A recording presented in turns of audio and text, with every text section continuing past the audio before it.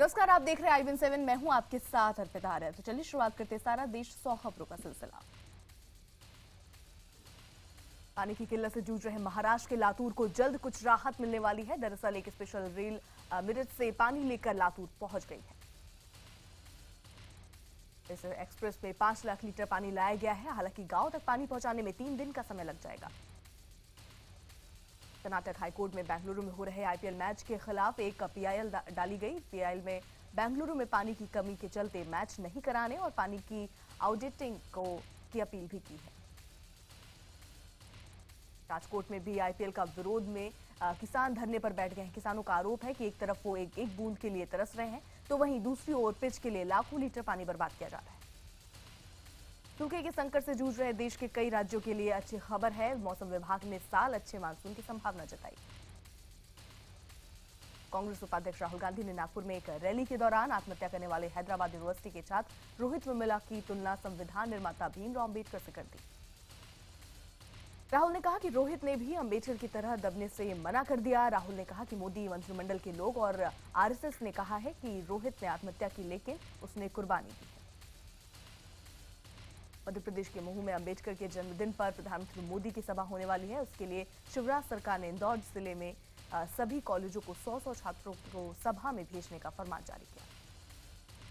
7 अप्रैल को आदिवासी कल्याण विभाग की तरफ से कॉलेजों को संस्था की बस में एक शिक्षक और 100 छात्रों को कॉलेज यूनिफॉर्म और परिचय पत्र के साथ भेजने का निर्देश जारी किया गया। उधर बीजेपी ने राहुल गांधी पर हमला करते हुए कहा कि राहुल संघ पर निशाना साधने के बजाय पार्टी पर ध्यान दें। साथ ही उन्होंने कहा कि राहुल अपनी कुंठा की वजह से संघ पर हमला कर रहे हैं। 9 मार्च को JNU में देश विरोधी नारे लगाने के आरोपी कन्हैया कुमार, उमर खालिद और अनिर्बान को JNU से 2 सत्र के लिए निकाला जा सकता है। JNU की जांच कमेटी ने इस मामले में 21 छात्रों को दोषी पाया और सभी ने प्रॉक्टर को लिखित में अपना जवाब दिया है। अपनी रिपोर्ट में प्रॉक्टर ने VC को लिखा है कि 3 छात्रों को 2 सत्रों के लिए निकाल दिया जाए, जबकि बाकी के छात्रों ने फाइन लिया जाए। कुछ दिनों के हंगामे के बाद सोमवार से NIT श्रीनगर में परीक्षाएं शुरू हो गई हैं। जानकारी के मुताबिक परीक्षा में सिर्फ स्थानीय छात्र हिस्सा ले रहे हैं। राज्य के बाहर के ज्यादातर छात्र परीक्षा में शामिल नहीं हैं। उधर NIT प्रशासन ने बाहरी छात्रों को इस बात की छूट दे दी है कि वो चाहे तो अपने घर से वापस आने के बाद परीक्षा दे सकते हैं। जम्मू यूनिवर्सिटी के सामने सोमवार को ABVP के कार्यकर्ता जम्मू कश्मीर पुलिस के डायरेक्टर जनरल के राजेंद्र से उलझ गए। इस दौरान DG ने ABVP कार्यकर्ताओं को समझाते हुए कहा कि पूरे मामले की जांच होगी। NIT श्रीनगर के छात्रों के समर्थन में जयपुर में ABVP ने तिरंगा मार्च किया। इस दौरान उन्होंने NIT प्रशासन पर भी हमला किया। श्रीनगर में सोमवार को JKLF नेता यासीन मलिक और उनके समर्थकों को एहतियातन हिरासत में ले लिया गया। दरअसल मलिक के समर्थक प्रदर्शन कर रहे थे। प्रदर्शन कर रहे यासीन मलिक समर्थकों का आरोप है कि राजस्थान में कश्मीरी छात्रों की पिटाई की गई। इस मामले को लेकर हुर्रियत के दोनों गुटों ने आज कश्मीर बंद का ऐलान किया। जासूसी के आरोप में पाकिस्तान की जेल में 20 सालों से बंद कृपाल सिंह की संदिग्ध परिस्थितियों में मौत हो गई। कृपाल सिंह 1992 में बाघा बॉर्डर से पाकिस्तान में घुसे थे। पाकिस्तान की कोट लखपत जेल की कोठरी में कृपाल का शव मिला है। उनकी उम्र करीब 50 साल थी। NIA सूत्रों के मुताबिक मसूद अजहर के खिलाफ रेड कॉर्नर नोटिस जारी किया जाएगा। बता दें कि NIA कोर्ट मसूद अजहर समेत जैश-ए-मोहम्मद के 4 आतंकियों के खिलाफ गिरफ्तारी वारंट जारी कर चुका है। केरल के कोल्लम में मंदिर में 112 लोगों की मौत के बाद पुलिस ने मंदिर के पास से विस्फोटक से भरे 2-3 कार बरामद किए। कोल्लम हादसे पर राष्ट्रीय मानवाधिकार आयोग ने केरल सरकार को नोटिस दिया। वहीं मंदिर में आतिशबाजी के लिए जिम्मेदार 5 लोगों को हिरासत में भी लिया गया। मंदिर प्रशासन में शामिल कमेटी मेंबर और उत्सव के कलेक्टर के ठिकानों पर पुलिस ने छापा मारा है। सूत्रों के मुताबिक स्थानीय लोगों ने पुलिस को इस बात की जानकारी दी कि इस बार भारी तादाद में पटाखे लाए गए।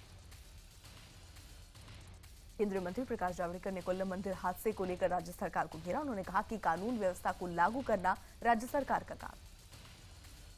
शंकराचार्य स्वामी स्वरूपानंद सरस्वती ने एक और विवादित बयान दिया। उन्होंने कहा कि सूखा पड़ने की वजह साईं की पूजा है और साईं की पूजा का उन्होंने विरोध किया।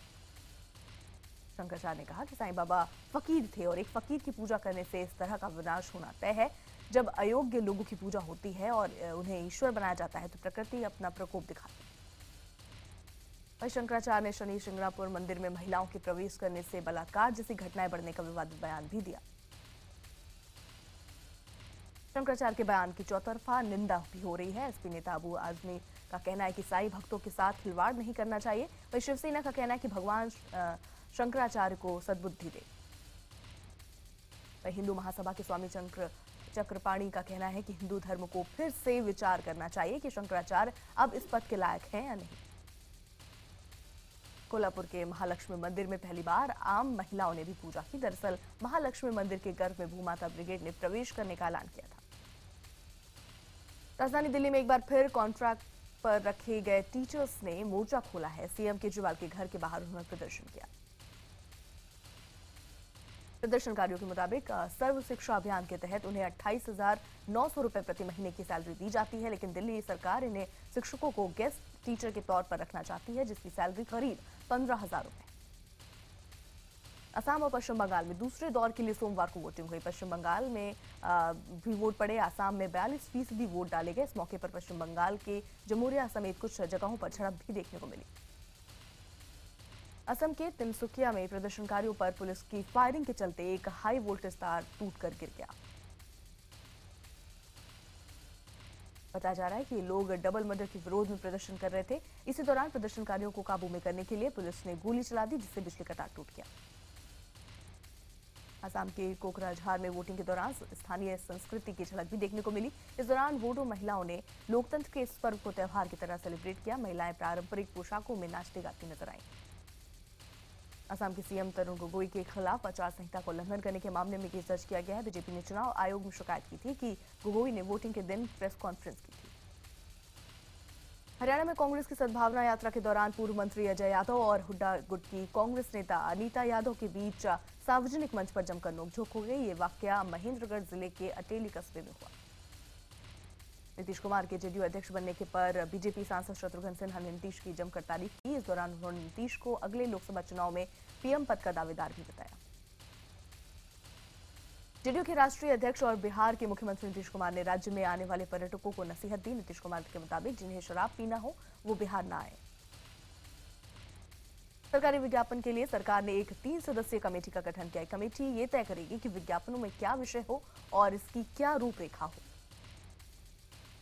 ब्रिटेन के प्रिंस विलियम और उनकी पत्नी केट आज दिल्ली में प्रधानमंत्री मोदी के साथ लंच करेंगे। सोमवार को ब्रिटिश हाई कमीशन में एक कार्यक्रम के दौरान प्रिंस विलियम ने कहा कि दोनों देशों के पास संबंधों को और मजबूत करने का मौका है। यूक्रेन में 2 भारतीय छात्रों की हत्या का मामला सामने आया। बताया जा रहा है कि 3 छात्रों को मारने की कोशिश की गई, जिसमें 2 की मौत हो गई जबकि 1 गंभीर रूप से घायल हो गया। भारतीय विदेश मंत्रालय ने यूक्रेन के भारतीय दूतावास से इस बारे में बात की है। यूक्रेन में मरने वालों में एक छात्र यूपी के मुजफ्फरनगर का है और तो दूसरा छात्र गाजियाबाद का है। इस हमले में घायल छात्र आगरा का रहने वाला इंद्रजीत सिंह है। घटना की जानकारी मिलने के बाद उसका परिवार सदमे में है और वो हर पल अपने बेटे की सलामती की दुआ कर रहे हैं। राजस्थान के बीकानेर में पिछले महीने हुए एक छात्रा की रहस्यमयी मौत को लेकर कांग्रेस ने अलग अलग जगहों पर प्रदर्शन किए और सीबीआई जांच की मांग की।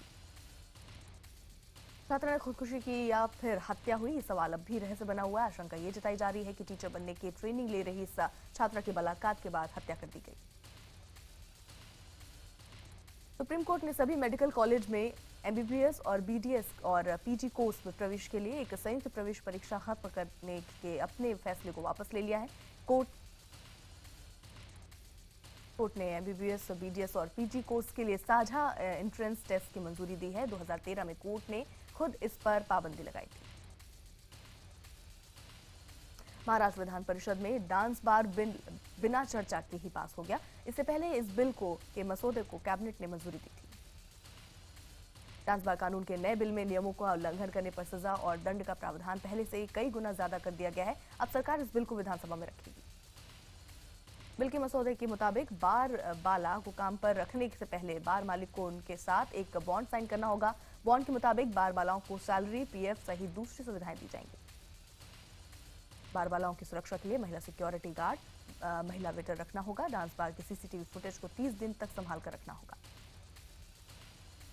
महाराष्ट्र के गोंदिया में कांग्रेस के विधायक गोपाल दास अग्रवाल की पिटाई के मामले पर विधानसभा में जमकर हंगामा हुआ। इस दौरान विपक्ष ने विधायक की पिटाई करने वाले पार्षद शिव शर्मा पर कड़ी कार्रवाई की मांग की। 2 दिन पहले विधायक और महाराष्ट्र लोक लेखा समिति के अध्यक्ष गोपाल दास अग्रवाल अपने क्षेत्र के विकास कार्यों को लेकर एक प्रेस कॉन्फ्रेंस कर रहे थे। इस दौरान शिव शर्मा वहां पहुंचे और हमला बोल दिया। गुजरात के अहमदाबाद में पूर्व डीआईजी डीजी बंजारा ने आरएसएस के एक कार्यक्रम में शिरकत की। इस मौके पर बीजेपी के कई मंत्री भी मौजूद रहे। बिहार की राजधानी पटना में भारतीय नृत्य कला मंदिर में स्टार नाइट कार्यक्रम का आयोजन किया गया। इसमें फिल्म अभिनेत्री सनी लियोनी और गायक मोहित चौहान ने अपने परफॉर्मेंस से सभी का दिल जीत लिया। रांची के डोरान थाने के सामने निर्माणाधीन नाले में एक मारुति स्विफ्ट डिजायर घुस गई। दुर्घटनाग्रस्त कार के आगे पीछे झारखंड हाईकोर्ट का बोर्ड लगा है। हादसे के शिकार कार का ड्राइवर किसी तरह बाहर निकल सका। दिल्ली की मॉडल को पुणे से दरिंदों से बचाकर वापस लाने वाली मददगार नाबालिग लड़की के मुताबिक उसे ब्यूटी पार्लर में काम करने के लिए 1.5 साल पहले पुणे लाया गया था, लेकिन पुणे आने के बाद देह व्यापार के दलदल में धकेल दिया गया। पीड़िता के विरोध करने पर आरोपी हैवानियत की सारी हदें पार करते दिखे। उसे सिगरेट से जलाया जाता था। पीड़िता आज दिल्ली पुलिस के सामने अपनी शिकायत दर्ज कराएगी। पुणे में मॉडल के साथ हुई हैवानियत की खबर IBN 7 पर दिखाए जाने के बाद दिल्ली सरकार हरकत में आई। सरकार ने इस मामले पर IBN 7 से केस की पूरी जानकारी मांगी है। दिल्ली सरकार ने कहा कि इस मामले की जानकारी लेने के बाद महिला आयोग को भी इस केस की जानकारी दी जाएगी। साथ ही दिल्ली पुलिस से महिला आयोग के जरिए जवाब मांगा जाएगा। प्रत्युषा बैनर्जी खुदकुशी मामले में आरोपी राहुल राज सिंह की हालत में सुधार हो रहा है। बता दें, बीते एक हफ्ते से राहुल कांदिवली के श्री साईं अस्पताल में भर्ती हैं। इस मामले में श्री साईं अस्पताल पर भी आरोप लगाए जा रहे हैं कि अस्पताल राहुल की सेहत से जुड़ी गलत जानकारियां दे रहा है। दिल्ली के राजेंद्र नगर मेट्रो स्टेशन से 12 लाख रुपए की लूट का मामला सामने आया है। बताया जा रहा है कि वारदात के दौरान आरोपियों ने पहले मेट्रो स्टाफ पर चाकू से हमला किया और फिर घटना को अंजाम देकर फरार हो गए। पुलिस सीसीटीवी फुटेज के आधार पर आरोपियों को पकड़ने की कोशिश में जुटी है। सीसीटीवी फुटेज में 2 लड़के दिख रहे हैं जिन्होंने नकाब पहना हुआ है। दिल्ली के बवाना में हत्या समेत कई मामलों के आरोपी दीपक के भागने का मामला सामने आया। पुलिस दीपक को तिहाड़ जेल से सोनीपत पेशी के लिए ले जा रही थी, तभी वो फरार होने में कामयाब रहा। बिहार के पटना में दिन दहाड़े एक दवा कारोबारी की गोली मारकर हत्या कर दी गई। वारदात गोविंद मिश्रा रोड पर हुई, जिसके बाद आरोपी मौके से फरार हो गया। प्रत्यक्षदर्शियों के मुताबिक 3 बदमाशों ने कारोबारी अनिल की हत्या की। राजधानी में हुई इस वारदात के बाद से कानून व्यवस्था पर सवाल उठ रहे हैं। फिलहाल आरोपियों की धरपकड़ के लिए पुलिस कई जगह दबिश दे रही है। गुजरात में जामनगर में पुलिस ने 2 सुपारी किलर और एक कारोबारी को गिरफ्तार किया। कारोबारी पर अपने पुराने ड्राइवर को मारने के लिए सुपारी देने का आरोप है। घटना की सीसीटीवी फुटेज की वजह से आरोपियों तक पहुंचने में मदद मिली। हैदराबाद में कोर्ट परिसर में एक शख्स अपनी पत्नी का गला रेतकर फरार हो गया। पत्नी ने पति पर घरेलू हिंसा का केस दर्ज कराया था। दोनों केस के सिलसिले में कोर्ट आए थे। मुंबई के उपनगर विरार में रेलवे ब्रिज पर एक शख्स ने दूसरे शख्स पर चाकू से हमला कर मौत के घाट उतार दिया। पुलिस हत्यारे की हिरासत में लेकर पूछताछ कर रही है। वहीं मरने वाले शख्स की अब तक पहचान नहीं हो पाई। हरियाणा के रोहतक में सरेआम एक युवक की पिटाई की गई। हालांकि डंडे से पिटाई की ये घटना सीसीटीवी में कैद हो गई, जिसके बाद पुलिस ने 5 लोगों के खिलाफ मुकदमा दर्ज कर लिया है। ताइवान की कंपनी HTC आज अपना नया स्मार्टफोन HTC 10 लॉन्च करेगी। हालांकि इसका लुक पहले ही लीक हो गया है। चीनी स्मार्टफोन निर्माता कंपनी लेनोवो ने अपना नया टैबलेट IFA 2015 भारत में लॉन्च कर दिया है। कंपनी ने इसकी कीमत 11,999 रुपए रखी है। लेनोवो के इस नए टैबलेट में करीब 6 इंच की स्क्रीन और 1.2 गीगाहर्ट्ज का प्रोसेसर है। चीन की स्मार्टफोन कंपनी फेकॉम ने भारत में अपना नया स्मार्टफोन क्लू 630 भारत में लॉन्च कर दिया है। कंपनी ने इसकी कीमत 3,999 रुपए रखी। स्मार्टफोन निर्माता कंपनी लावा ने भारत में अपने ब्रांड को मजबूत बनाने के लिए टीम इंडिया के कप्तान महेंद्र सिंह धोनी को अपना ब्रांड एम्बेसडर बनाया। कार्बन ने कल 2 नए स्मार्टफोन क्वाट्रो L52 और टाइटेनियम मार्क 6 भारत में लॉन्च किया। हुआवे ने अपनी Android wear smart watch Bharat में लॉन्च की है। ये हुआवे की ये वॉच इस साल सितंबर तक भारतीय बाजार में मिलनी शुरू हो जाएगी। ग्रामीण ब्रॉडबैंड परियोजना को लागू करने में हो रही देरी को देखते हुए दूरसंचार कंपनी BSNL ने वाईफाई टेक्नोलॉजी आधारित नेटवर्क का परीक्षण शुरू कर दिया है। फिल्म फैन की कहानी पर लेखक महेश ने दावा ठोका है। बॉम्बे हाईकोर्ट में याचिका दाखिल कर कहा फैन की स्टोरी उन्होंने लिखी थी। लेखक की याचिका के बाद बॉम्बे हाईकोर्ट ने फैन फिल्म के निर्देशक, लेखक और अभिनेता शाहरुख खान से 2 हफ्ते में जवाब मांगा है। अभिनेता सलमान खान की फिल्म सुल्तान का पोस्टर रिलीज। सलमान ने सोशल मीडिया पर तस्वीर को शेयर कर लिखा सुल्तान का पहला दाव। फिल्म सुल्तान इस साल ईद पर रिलीज होगी। फिल्म में सलमान खान के साथ रणदीप हुड्डा और अभिनेत्री अनुष्का शर्मा भी लीड रोल में है। फिल्म का निर्देशन अली अब्बास जफर कर रहे हैं। Film the jungle book Bharat में शानदार कारोबार कर रही है। फिल्म ने सिर्फ 3 दिन में ही 40 करोड़ रुपए का कारोबार कर लिया।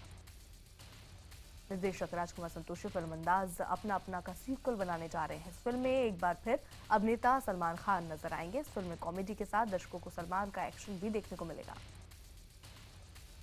अभिनेता शाहिद कपूर ने अपनी फिल्म उड़ता पंजाब का पोस्टर रिलीज किया। इस फिल्म में अभिनेत्री करीना कपूर और आलिया भट्ट भी नजर आएंगी। पूर्व क्रिकेटर सचिन तेंदुलकर पर बन रही film Sachin a billion dreams का पोस्टर रिलीज। फिल्म का टीजर 14 अप्रैल को रिलीज होगा।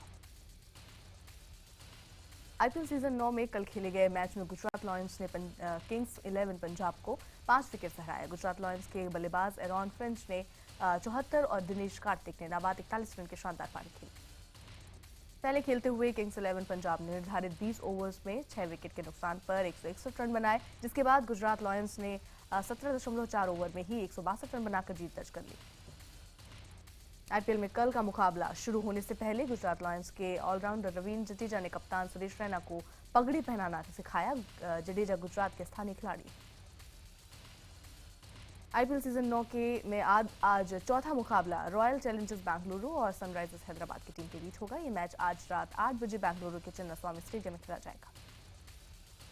क्रिकेटर कमेंटर हर्षा भोगले को अब ये नहीं पता कि उन्हें कमेंट्री पैनल से क्यों बाहर किया गया है। उन्होंने अपने फेसबुक पेज पर लिखा कि हकीकत में मुझे लगता है कि खिलाड़ियों की शिकायत की वजह से ऐसा नहीं हुआ है। अफ्रीकी देश सोमालिया में आतंकी संगठन अल शबाब में शामिल होने वाले एक पूर्व पत्रकार को गोली से भूनकर मौत की सजा दे दी गई। ब्रिटेन में टाटा स्टील में काम कर रहे लोगों की नौकरियां बचाने के लिए ब्रिटेन की सरकार टाटा स्टील के प्लांट के खरीदार के साथ मिलकर निवेश कर सकती। जापान के हिरोशिमा में परमाणु बम गिराए जाने के 70 साल बाद अमेरिकी विदेश मंत्री जॉन कैरी ने शांति और परमाणु मुक्त विश्व का संदेश देने वाले स्मारक का दौरा किया और वहां फूल माला चढ़ाई। ग्रीस के तटीय शहर पोइरेस में शरणार्थियों के लिए प्रदर्शन किया गया। इन लोगों का कहना था कि शरणार्थियों के लिए बॉर्डर खोलना मानवीय मूल्यों को दिखाता है। साथ यूरोपीय संघ के शरणार्थियों को निर्वासित करने के फैसले का विरोध भी किया।